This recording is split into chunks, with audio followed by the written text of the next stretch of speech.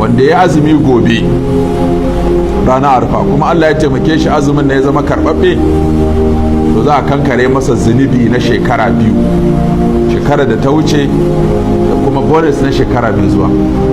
kuma dama abin da muke so kenan, mu yi wani aiki ko dai a ƙara ma daraja ko a sarya maka da zunubi.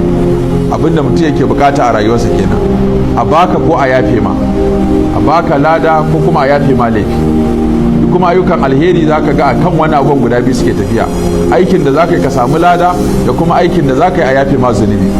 Wani aikin ma tare suke, yanzu ga mai tafiya masallaci in ya taka kafa ɗaya sai a bashi daraja, in ya taka ta ɗaya sai a kankare masa zunubi. Kamar mai dawafi shi ma haka yake, in kana dawafi duk in kai haka da kafarka sai a ɗaukaka darajarka, in kai haka sai kuma a sarya ma da zunubi. Haka za ka yi haka gama dawafi, zagayen nan da ake yi duk taku ɗaya ba iska yake tafiya ba. Saboda haka duk wanda yake da hali, yake da lafiya, yake da lokaci zai iya ya zama ya azumi gobe